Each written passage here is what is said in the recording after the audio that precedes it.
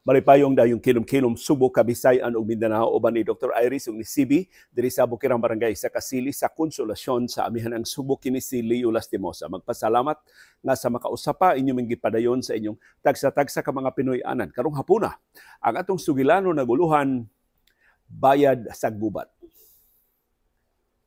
Mahugni nga part 2 sa atong diskusyon mahitungod sa pagpasaylo ni anhing Presidente Elpidio Quirino sa mga Hapones, mga war criminals sa Japan nga napamatud-ang sad-an sa pagpanamastamas sa atong katawhang Pilipinhon atol sa ikaduhang gubat sa kalibutan. Karong hapuna atong isentro atong diskusyon sa war reparations sa Japan. Dako kayo nga atong gipaningil sa Japan, gamay kaayo ang aktual nga nabayad sa Japan sa Pilipinas. Ang maayong balita mao, ang bayad sa Japan sa Pilipinas mo kinadak-an sa Southeast Asia. Kay kita man sa mo'y labing nagusbat sa ikaduhang gubat sa kalibutan. Dugay king nahuman ang sabot-sabot sa reparations. Ang original nga demanda giluwatan ni anhing Presidente Elpidio Quirino, 8 bilyones dolyares ang gipangayo. Ang gitanyag sa Japan por tira mo buah. Sa aktual nga sabot-sabot, ang 8 billion pesos nga demanda sa gobyerno sa Pilipinas nga ibayad sa Japan sa lapad nga kadaot sa gubat na namugna din sa atong nasod. Gitugbangan lang sa Japan og 2 million. 2 ka milyon ka dolyara. Ang so, ubos kayo. Layo. So, sa sabot-sabot pa perting layo unsa pag-abot sa 2 ka nagkasungi nga mga posisyon. But eventually, tungod sa sabot-sabot, nagkaabot ra. Sa unang hugna, ang Pilipinas ni paubos sa iyang demanda, bali og 2 billion US dollars. So, imbis 8 billion, 6 billion US dollars na lang ang ipangayo sa Pilipinas. Ang Japan ni inanay sab sa pagsaka. Nahingpit ang kauyunan in 1956, 1956. Ang ibayad sa Japan nato, 550 million US dollars. Ubos kaayo sa atong gipangayo nga 8 bilyones o 6 bilyones. Pero mo'y kinadak-an nato nga nakuha. Disappointed si anhing Presidente Elpidio Quirino, gusto mo siyang mas dako kay giayo biya itong kwenta ang kadako sa kadaot sa atong ekonomiya. Pero di man sa nimo mapaninglan gud ang Japan tungod sa kadaghan sa niya sa iyang obligasyon. Nagusbat baya sab ang Japan? Sila ba naigo sa atomic bombs sa ikaduhang gubat sa kalibutan? Ubo sa limitado sab ang katakos sa Japan sa pagbayad. Ang konsuelo na lang, kung matawag man kang konsuelo, ang gitanyag sa Japan nga bayad sa Pilipinas mo kinadak-an dinhi sa Asia ug sa Pasifiko. Mas dako pa ang nakuha sa Pilipinas kung ikumparar sa ubang mga nasod nga nagusbat pag-ayo sama sa South Korea, sama sa Burma, sama sa China. Although kita mo'y labing nagusbat sa niaging gubat, ikaduhang gubat sa kalibutan. Kaya dinhi maging magbase ang mga Hapones, mao man ni nahug nilang katapusan nga base sa ilang pagsukol sa mga Amerikanhon sa wa pa mo atake ang mga Amerikanhon sa mainland sa Japan. So 550 million US dollars ang gitanyag sa Japan nga tabang. Pero dili ni cash tanan. Kasagaran ini mga ekipo, kasagaran ini mga produkto.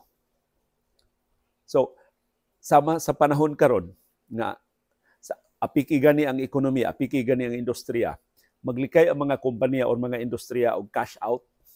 Mao man ay arrangement namo ni adto sa aktibo pa ko sa broadcast industry, maka hibaw ko sa mga sales transaction sa among sales department.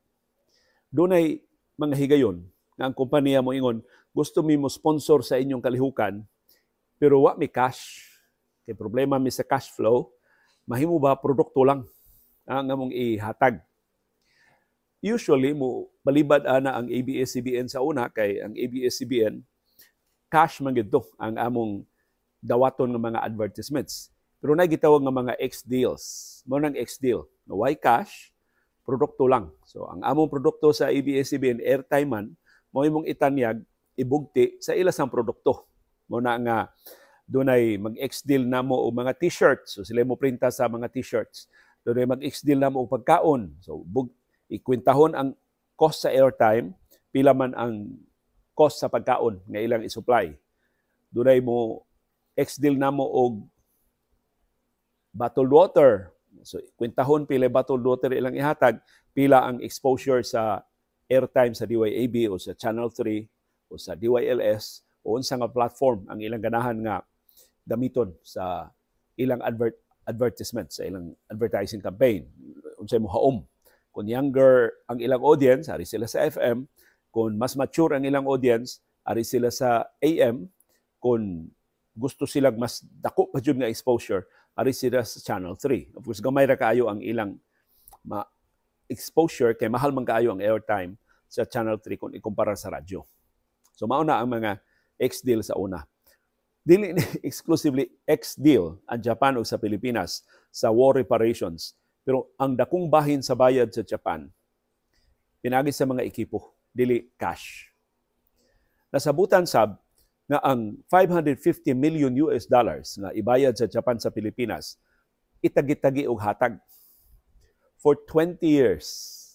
So 20 ka tuig na i-data-data sa Japan hato maimpas ang 550 million US dollars nga reparations. Sa atong pangsugod og 1956, mahuman 1976. Ug importante ni atong hinumduman kinsay mga presidente ini mga tuiga. 1956, Ramon Magsaysay. Namatay siya March 1957. Nipuli niya si Carlos Garcia March 1957. Nidaog si Carlos Garcia siyang kaugalingong termino pagka-presidente in November 1957. Nahimo siya presidente until 1961. Nidagan siya for re-election, gipildi siya ang Diosdado Macapagal. So usa ra ka term si Carlos Garcia. Si Macapagal nahimo presidente from 1961 hantod sa sunod nga presidential election sa 1965. Kano sa iyang gikaatbang si Ferdinand Marcos Sr. Pildi siyang Marcos, si Marcos na presidente hangtod gipul-an na ang katawhan Pilipino niya in 1986. Sa ato pa ang reparations, ang mga 20 ka tuig sa pagbayad sa Japan sa reparations gibahin og 4 ka presidente, Magsaysay, Garcia, Macapagal, Marcos. Hinumduman nato ni mga ngana kay sila'y nagwari-wari sa reparations sa Japan. Ang reparations sa Japan nagsugod og abot 1956, pero ang bultog yun sa reparations naabot wa na sa Magsaysay. So gamay ra kaayo ang role ni Magsaysay sa paggasto sa reparation sa bayad sa Japan. Ang kinadak-an gyud, ang unang hugna gyud sa reparations, ang bulto gyud sa reparations na hitabo atol sa administrasyon ni Carlos Garcia, ni Diosdado Macapagal, ug labi na ni Marcos. So si Carlos Garcia 4 ka tuig niyang ginastuhay sa reparations sa Japan. Si Macapagal 4 sab ka tuig ang iyang paggasto sa reparation sa Japan. Si Marcos mo'y kinadugayan. 1965 to 1976. 11 long years. Si Marcos na nagasto sa reparation sa Japan. Mao na nga, sigun sa mga eksperto, ang kinadak-ag kawat sa reparations sa Japan, mao si Marcos. Napuno na anang 10 to 30 billion US dollars nga mana sa nakawat ni Marcos sa kinatibukan siyang diktadura din sa Pilipinas. Giyon sa man pagkawat, giyon sa paghilabot, giyon sa man paggasto ang reparations. Maayo gyud kayo ang tuyo sa reparations sa Japan. Matod sa Japan, nagilang tabang ang Pilipinas, kinalang pabarungon pagbalik ang ekonomiya sa Pilipinas, daghan mi og matampo. Doon na may mga barko, doon na may mga kahimanan sa pangisda, doon na may mga canning factories. Yang among canning factories, floating canning factories sa haom kay sa Pilipinas. Maghimo mo mga sardinas, maghimo mo mga dilata, na dili kinahanglan magtukod mo diya sa yuta na ami floating canning factories. Kita niya sa Japan. Ug doon nami loans, doon nami pahuwam. Gusto mo magtukod og dagko nga mga proyekto, makatabang mi sa pagpamalit o mga materyales o pagpatuman mismo sa mga proyekto na inyong mahuna-hunaan. So mo to'y offer sa Japan, mo constitute to tanan sa mo appeal to tanan sa 550 million US dollars na war reparations. Karon hindsight naman, kanunay mang 2020 ang hindsight. Pero sigon sa mga ekonomista, dako kay ito nga opportunity sa Pilipinas para long-term planning. Kay kining reparation, siguro man gining ihatag kada tuig. Di man ni mag-agad nga, ug amigo pa ba ang duha ka nasod o dili ba? Musip-sip pa tas Japan o dili ba? Ang reparation. Sa to pa, ang 550 million US dollars divided by 20 years. Ug mao na ang pag-apod-apod sa mga hinabang. So, ang Pilipinas unta, kung doon na pagyoy-tarong ba nga planning ang Pilipinas, makaplano unta unsa itong mahimo from 1956 to 1976 using this 550 million US dollars na reparation sa Japan. So makahimo siya og mga multi-year projects. Proyekto mahuman ni og 10 years atong ipatuman. Total na matay kwarta until 1976.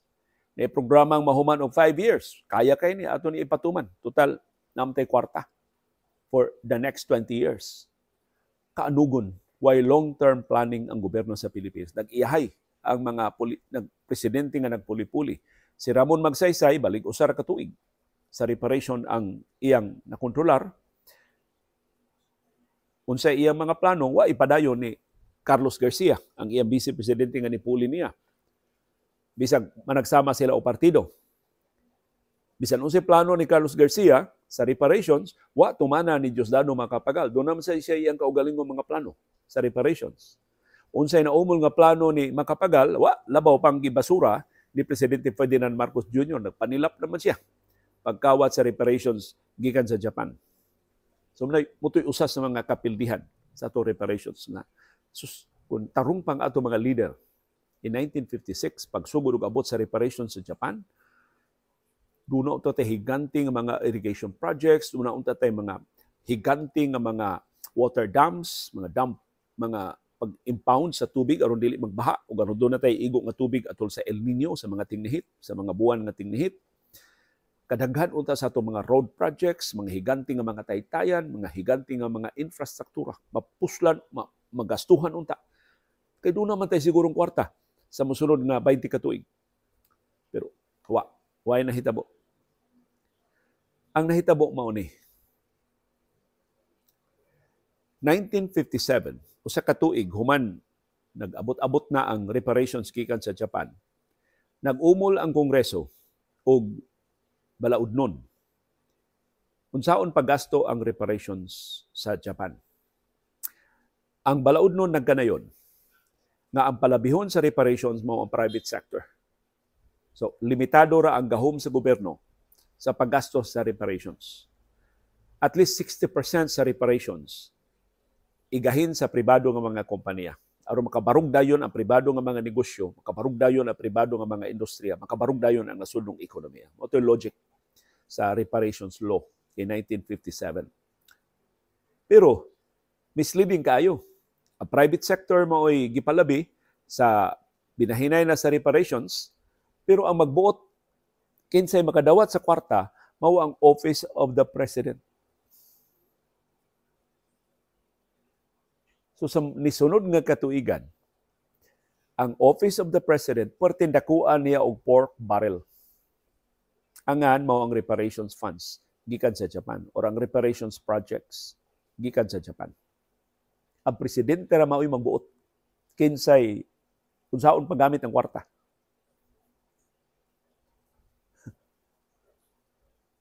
Mao na hinungdan. Ngano nga wa tay nakita nga klaro kayong accomplishment sa reparations gikan sa Japan. Between 1956 until 1962, sa ato pa, nag-share na ini sa termino ni Magsaysay, ni Garcia, o ni Macapagal. Ang tulo ka presidente. Mostly si Garcia. Iya mang upat ka tuig sa pagduma sa reparations. Ang nakakuha nga pribado nga mga kompanya o mga individual, 13 ra.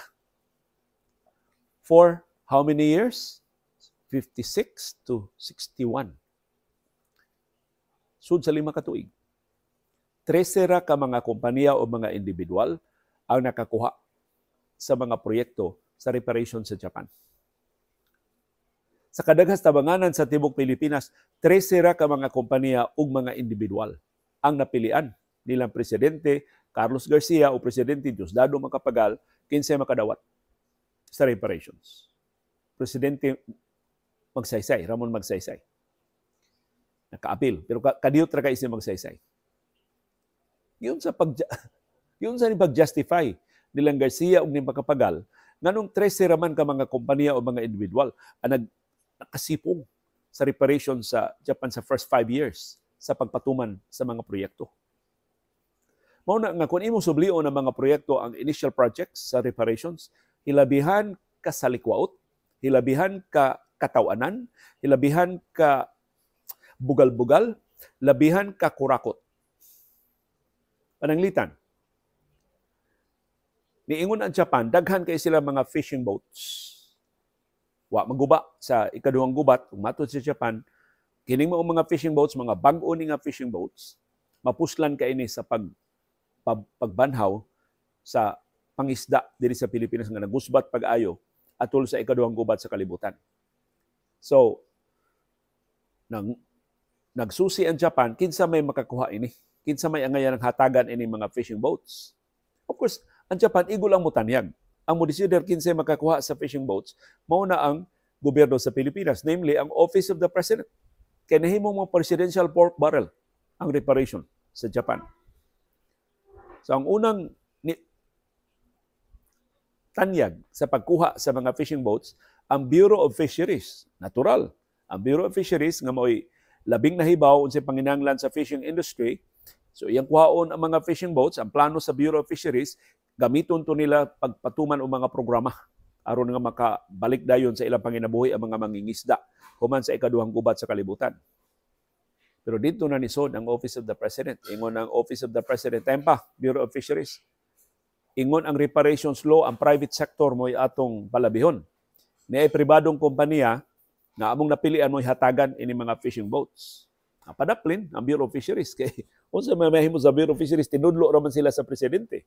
O didesider man ang presidente nga ang pribadong fishing company mo'y hatagan sa mga fishing boats. So, giarya, ingon ang gobyerno sa Pilipinas nga, o sige, kining pribado nga kompanya mo'y makadawat sa mga fishing boats. So, hatagang notisya ang Japan, o niana may recipient sa mga fishing boats, ready na ng mga fishing boats diya kay kwao na sa pribado nga kompanya. Tuod man, ang mga fishing boats, ready sa Japan, naabda na lang 2 ka tuig, nang gungis na lang, tungka na lang sisi, ang mga fishing boats dito sa pantalan sa Japan, wa pa kuha. So nangutan ng Japan, hay naman to inyong recipient sa mga fishing boats. 2 years na ni nga ready. Nanungwa pa man ninyo, kaanugo na ni, wa ni kapusli. Sus, pagsusi, hibaw mo nga nung wa pa nakuha ang mga fishing boats. Kaya ang kumpanya nagipili sa Office of the President, kining kang Carlos Garcia ning opisina. Naku, kay katrasos Carlos Garcia. Sa ilo ang mga bulano na. Pero kabahin naman is kasaysayan. Ang gipili nga kompanya ni Carlos Garcia nga hatagan sa mga fishing boats, dili takos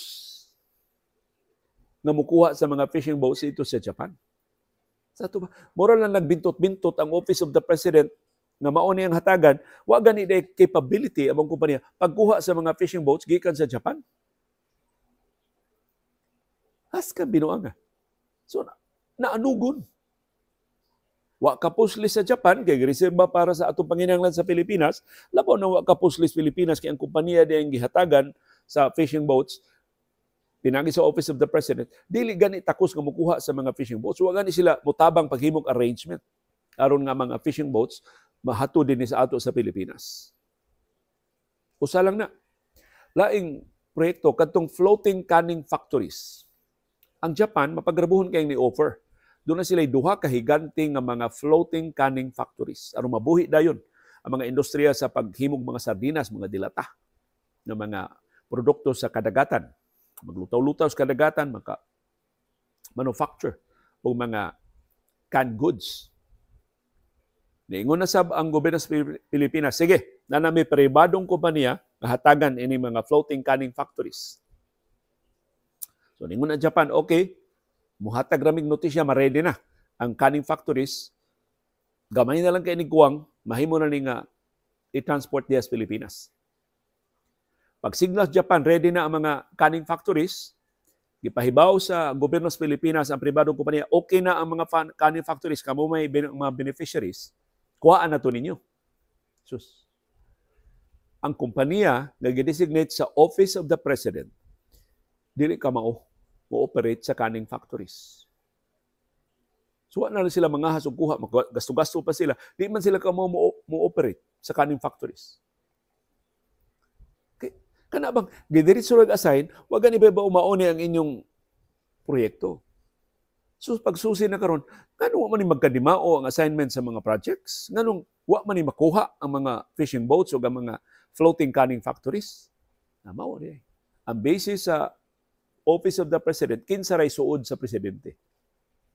Kinsa ray ang mga amigo nga mga negosyante. Kinsa ray duol sa luwag, mo gihatagan sa mga proyekto. Ya dawat kidawat lang sad ang mga recipients sa way paghuna-huna, ma-operate ba nila, mapuslan ba nila. Tuotay sila nga ilang ma-in cash, dili man di ay. O di wa kapusli ang mga proyekto. Pagtapos sa termino ni Carlos Garcia, diyang napildi siya makapagal in 1961, wa ra kaabot 10% sa utang sa pribado nga mga negosyante ang nabayaran. Kay balitan kadtong mga fishing boats, maadto to sa pribado nga kompanya pero mobayad ato ang pribadong kompanya. Presyuhan to sa Japan, mao ni ang presyo sa mga fishing boats, mobayad ang kompanya. Meantime, ari sa ni kuwaon sa gobyerno sa Pilipinas. So pagpaningil sa gobyerno sa Pilipinas sa bayad sa pribado nga mga kompanya, wa man makuha ang fishing boats, di wa makabayad. Wa man makuha ang floating canning factories, di wa makabayad. Haskan disgrasyaha. O puting uwawa nga to sa Japan, ang pribado mga kompanya nga mo'y tanyagan sa maong mga kahimanan, wa kabayad kay wa man mapusli ang mga proyekto. Of course, dihay mga pribadong kompanya nga nakapahimos. Ang nahitabo mao, gihimo lang nila ang mga reparations nga tinubdan sa barato kaayo nga mga ekipo. Kay ubos sa balaod, ang tanang mga produkto sa Japan na itanyag sa reparations, tax-free. So naay mga pribado mga kompanya nakapahimos, nag-import o mga makinarya gikan sa Japan nga way buhis. So pag-abot ni lupig ilang mga kompetensya kay sila may gipaboran sa Malacañang na makakuha sa reparations. So wa gyud klarong sistema ang pag-apod-apod sa mga proyekto ginamit ang reparation sa Japan. Usa sa labing dakong proyekto nga gilusad sa administrasyon ni Carlos Garcia, ginamit ang reparation sa Japan. Mao usa ka higante nga water dam.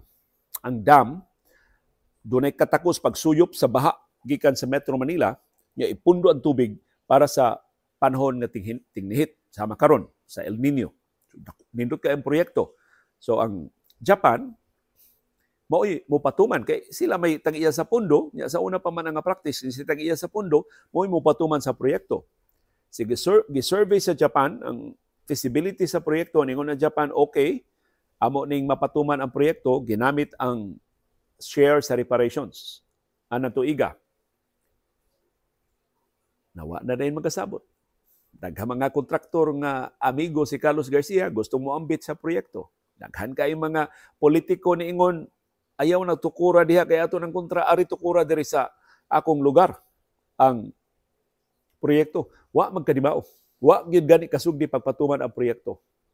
Hangtod na pildi si Carlos Garcia, napulihan siya ni Diosdado Macapagal in 1961 pag-review sa Secretary sa Public Works sa Administrasyon Macapagal, ilan kaplagan dili feasible ang proyekto. Ngano man kay tukuron dayon ang proyekto sa usa ka earthquake prone area. Gamayng tayog huwagsa ang water dam nga tukuron. So, ngano nakapasar man to atol sa administrasyon Garcia. So, usa lang to sa mga proyektong Garcia nga nabulilyaso. Wa gyud gani kasugdi sa pagpatuman. Nausik ang upat ka katuigan siyang administrasyon, wa matuman ang mga higante nga proyekto. Water dam unta to na makatabang pagsulbad sa baha sa Manila o makapundo og tubig atol sa mga buwan nga dili daghan ang uwan. Ang lain pag yung proyekto mao nga usa ka road project. Panahon gihapon ni Carlos Garcia, ipatuman unta ang road project nga motabas sa dakong bahin sa Luzon. So kana unta mga super highway unta to ang tukuron pati ngiga unta atong maong proyekto. Wa sa magkanimaw. Magkasabot kay say kontraktor, ang mga politiko binirahay kinsay mas dakong bahin sa proyekto, wa mapatuman ang proyekto. Nabistot tas Japan nga kawa gid klaro sa pagpatuman sa mga proyekto dinhi sa ato sa Pilipinas ginamit ang reparations. Na naghisgot ta ganina 13 ra ka mga kompanya o mga individual ang nabuhong sa reparations, usa nila subuanon.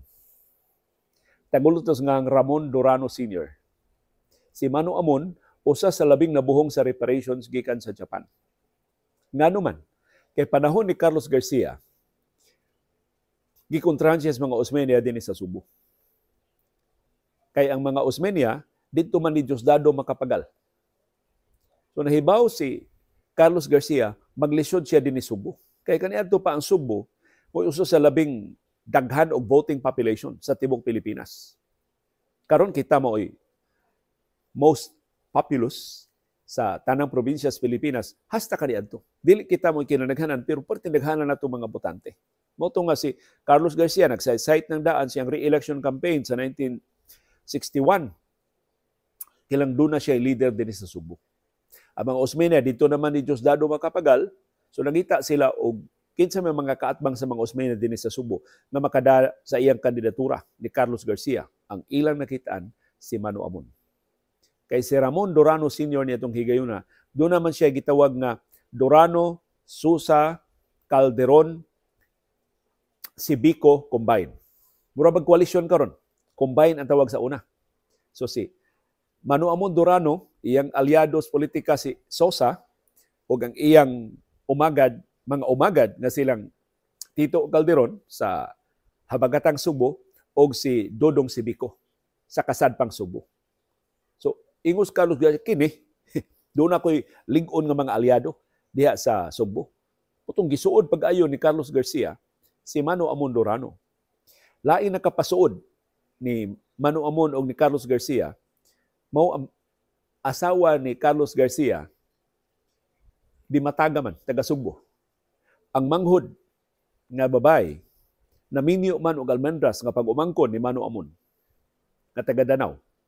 Labi na pag 1961, ang nidagan pagkamayor sa Danau si Mana Ate, si Beatriz Duterte Durano, ang asawa ni Mano Amon. Ang vice mayor ang manghod sa First Lady na si Rosita Di Mataga Almendras. Puwerteng sa ora na nila ni Mano Amon o ni Carlos Garcia. Plus, bilib guys ni Carlos Garcia, si Mano Amon, puwerte naghanag boto makuha sa probinsya. Outside sa mga distrito ni Serhing Osmeña. Sa mga distrito nga kontrolado sa Durano, Sosa, Calderon, Sibico, combined. So, ingos Garcia, doon ako'y chance diha sa Subo. Mutong buhong kay Durano sa pork barrel ni Carlos Garcia, ginamit ang reparation sa Japan. Ang bana-bana from 1956 to 1960 sa administrasyon ni Carlos Garcia, si Mano Amon nakakuha og at least 6 million pesos sa reparations gikan sa Japan in terms of equipment and cash. Kombinasyon na kwarta og makina. Kumotong higayuna, natukod sa Danau, ginamit ang reparation sa Japan, natukod ang Unisemco, Universal Cement Company, na mo'y nagsugod sa industrial complex sa Danau. Si Carlos Garcia mo nag-facilitate ato. Yan na naman siya Unisemco, na naman siya planta sa semento, ningos Durano, mulambo ng among ekonomiya sa Danau, himuan naming syudad. Si Carlos Garcia, kontrolado man niya ang by balauranan kay siya may incumbent president, anahimog yung syudad ang Danau. Ug ang syudad sa Danau dili na under sa supervision sa provincial government. So dili highly urbanized city ang Danau, pero ang Kapitolyo dili makakontrolar sa Danau. Naanas balaod. Kay niadto ang gobernador si Serhing Osmeña man, di man gustos Mano Amon kontrolahon siyang Serhing. So ang Danau directly under sa office of the president. Take note, atong higayuna, wa mo qualify ang Danau sa population, sa land area o sa income. Dili gid ta naangay mahimong syudad ang Danau. Pero tungod sa talagsaong kasuod ni Mano Amon o ni Presidente Carlos Garcia, nahimong syudad ang Danau. Gawas nga nabuhong si Mano Amon sa reparations gikan sa Japan. So murag yung nahimog yung pork barrel ni Carlos Garcia ang reparations sa Japan. O si Mano Amon, usa sa mga nabuhong. O bugti ni Mano Amon sa kamanggihatagon ni Carlos Garcia, eleksyong presidensyal 1961. Carlos Garcia batok Diosdado Macapagal. Diosdado Macapagal gisuportahan sa mga Osmeña diri sa Subo. Carlos Garcia gisuportahan Durano, Sosa, combine. Uban nilang Calderon, uban nila ni Sibico. Of course, naibawta ni daog si Macapagal. Batok ni Garcia, pero din sa Subo, si Garcia mo'y nidaog.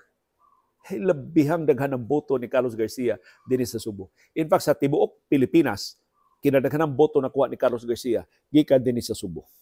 Mas daghan pag boto si Carlos Garcia Subo kaysa Bohol. Kaysa iyang kaugalingong probinsya sa Bohol. Of course, mas daghan man tag mga rehistrado nga mga botante sa Subo ikumparar sa Bohol o sa ubang mga probinsya din sa Kabisayan. So, wasan makawang ang paghatag ni Carlos Garcia sa iyang pork barrel sa reparation sa Japan ngadto ni Ramon Mano Amon Durano Sr. Tungod sa ilang kasuod ni Carlos Garcia, na for the first time matod ni Mano Amon doon na siya aliado sa Malacañang. Tinuray gyud nga iyang aliado niya, direkta gyud niya nga aliado, dili para sa una nga aliado niya sa Quirino, tungod naman to ni MJ Cuenco, ni Mariano Jesus Cuenco. Karon direkta gyud silang kailan ni Carlos Garcia kay iyang pag-umangkon bayaw sa presidente. So, suod kay sila, mga almendras, naminyo sa mga dimataga. So, sa labing unang higayon, si Mano Amon, nidagan gawas sa Danao. Una, nidagan siya pagka-gobernador sa Subo. I think 19... Unsa man tong eleksyon na sa pagka-gobernador sa Subo? 1959? Sa Iloa, na ko kahinumlob sa tuig. Pero mao tong higayon na nga dunay Cuenco Osmeña fusion. Nag-ipon ang mga Osmeña o ang mga Cuenco din human sila nagkaatbang sud sa daghang katuigan panahon pang Don Sergio hantod pagdagan sa unang pagdagan pagka-gobernador ni Serhing in 1951. Kumbate ang mga Osmeña o mga Cuenco until finally na-realize sa mga Cuenco murag ma-outside Colombo gid sila hantod ni uyon sila fuse, merge sa mga Osmeña. So mao tong Cuenco Osmeña fusion in 1959. Ang ilang kandidato pagka-gobernador si Jose Briones. Mo'y gisakbang ni Ramon Durano Sr. Of course, napildi si Ramon Durano, ni daog ang mga Osmeña o ang mga Cuenco. Motong nahimong gobernador si Jose Briones. Pero dili ka na pa. Pagka 1961, I think 1961 nga eleksyon, amot siya nasuod sa uo ni Ramon Durano Sr., tungod sa embaker nga si Presidente Carlos Garcia, nakahukom siya mudagan pagkamayor sa Cebu City. Nanong siya sa Cebu City si Mano Amon. Ang iya pa yung gikaatbang si Serhing Osmeña. Dili gani tungpo lang nga si Serhing yun ang iyang gikaatbang. Of course, napildi si Mano Amon ni Serhing Osmeña, pero pertindahan ang boto nakuha ni Mano Amon, murag 20,000 votes ang iyang nakuha gikan sa Cebu City. So kato, lingaw kay Carlos Garcia atong eleksyon na napasabot si Mano Amon makakuha gilog boto bisan gawas sa iyang teritoryo. Wa siyang kadaog batok ni Serhing, pero napakitang Mano Amon wa sab siya siruhin ni Serhing bisan dinhi sa dakbayan sa Subo. Pero kadto timaan to ang mga Durano bisan sa ilang kahawd, bisan atol pa sa administrasyon ni anhing Presidente Ferdinand Marcos Sr., wa gyud sila kagawas sa Danao. Wa gyud mo extend ang ilang dinastiya gawas sa Danao. Nagsalig rin sila sa ilang mga combine, sa mga Sosa, sa mga Calderon, o sa mga Sibico. So, mauni ang labing detalyado nga akong mahatag ninyo giun sa paggasto ang reparation sa Japan. Panahon sa administrasyon ni Carlos Garcia. Wa kay ko'y mga detalye giun sa paggasto ang reparations panahon ni Diosdado Macapagal. Pero sa diktadurang Marcos, diha na nidiskubrihan atol na ni sa investigasyon sa Presidential Commission on Good Government na ang reparation sa Japan usa sa mga gi-kickback ni Marcos atol sa iyang diktadura. mo tong perti naghanag kwartang Marcos. Ug ang mga proyekto nga gi-attribute sa reparation sa Japan wa ikita atol sa administrasyong Marcos. So, ang mga ekipo gikan sa Japan, pamaligya ni Marcos, gi-convert og cash, ug ang cash iyang gideposito sa mga bangko. Daghan man kay gitukod si Marcos nga bangko atol sa iyang diktadura. Basta ang mga opisyal kuno sa mga bangko, hapit kada semana mangadto sa Malacañang mag-armored vehicle kay magdaog daghan kay kwarta gikas palasyo. I-deposito sa mga bangko. Nya ang mga bangko nga gideposituhan hinahinay sa itong withdraw ni Marcos, iya sang gihatag ngadto sa iya mga offshore companies ug ngadto sa mga Swiss banks. So, perting nilngiga pagka trabaho ni Marcos. Hangtod karon naglibog ang gobyerno sa pag-trace ang tanan niyang illegal nga mga katigayunan. Pero ang pagduda sa Presidential Commission on Good Government ug bisan sa mga investigador sa Estados Unidos, dakong bahin sa ill-gotten wealth sa mga Marcos gikan sa reparations, war reparations nga gibayad sa Japan ngadto sa Pilipinas. Grabihang sa ano? Grabihang krimina, no? Bayad sa pagkagusbat sa nasod, pagkamatay sa daghan natong mga Pilipinon tungod sa ikaduhang gubat sa kalibutan, giwari-wari sa mga presidente nga naabdan sa reparations. Namely, Ramon Magsaysay, 1956, hantod namatay siya in 1957. Carlos Garcia, 1957 until 1961. Diosdado Macapagal, 1961 until 1965. ug Ferdinand Marcos Sr., 1965, hantod napupos ang pagbayad sa reparations sa 20th year in 1976. Hantod karon wa tay klaro nga detalye unsay mga proyekto na napuslan sa nagamit ang reparation sa Japan.